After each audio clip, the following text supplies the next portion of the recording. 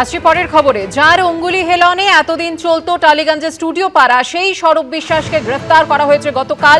মহিলার সঙ্গে অশালীন আচরণ, তোলাবাজির অভিযোগে গ্রেফতার করা হয়েছে স্বরূপ বিশ্বাসকে। নিউ আলিপুর থানায় অভিযোগ দায়ের হয়েছে। গ্রেফতার করা হয়েছে প্রাক্তন ক্রীড়ামন্ত্রী অরূপ বিশ্বাসের ভাইকে।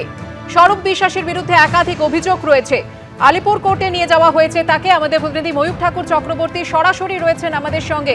ময়ূক, আলিপুর কোর্টে তাকে নিয়ে যাওয়া হয়েছে, কখন পেশ করা হবে, পুলিশ কি আবেদন করবে?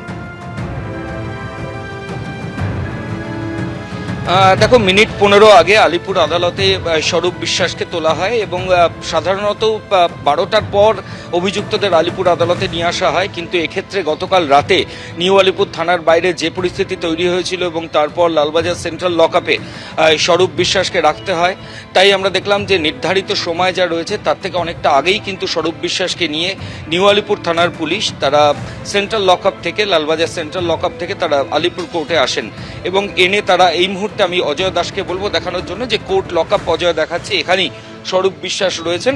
মিনিট 15 আগে তাকে এখানে নিয়ে আসা হয়েছে।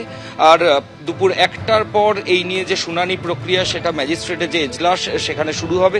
পুলিশ আধিকারিকরা নিজেদের হেফাজতের জন্য আবেদন জানাতে পারেন। জামিন অযোগ্য ধারায় প্রাক্তন ক্রীড়ামন্ত্রী অরূপ বিশ্বাসের ভাই স্বরূপ বিশ্বাসের এগেনস্টে কিন্তু মামলা রুজু হয়েছে।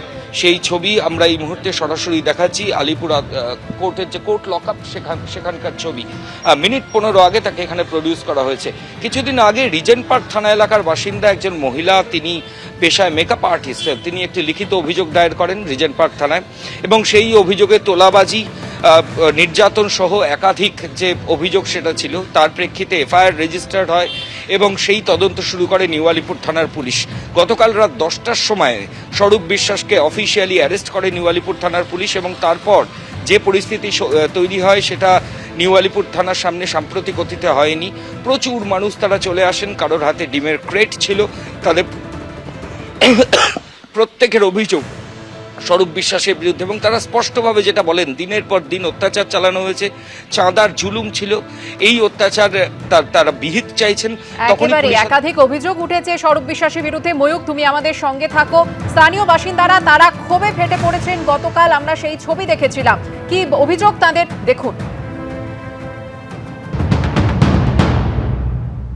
2024 সালে আমাকে আমার ভাইকে মেরে আমার সামনে 4টে দাঁত ফেলে দেয়। আমার ভাইকে আমাকে সারারাত হসপিটালে ঘুরতে হয়, কেউ একটা এমসিও করে না হসপিটাল থেকে, ওনার নাম কেউ লিখবে না। পুলিশ প্রশাসন, পুলিশ আমাকে রাত্রিবেলা গিয়ে বলেছিল যে স্বরূপ বিশ্বাসের নাম বাদ দিয়ে আপনি যার খুশি নাম দিন, আমরা নাম লিখবো।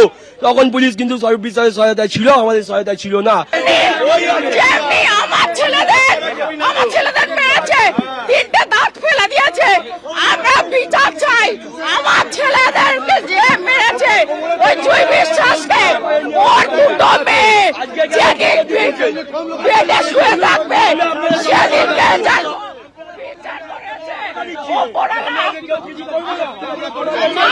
এবিপি আনন্দ, এগিয়ে থাকে, এগিয়ে রাখে।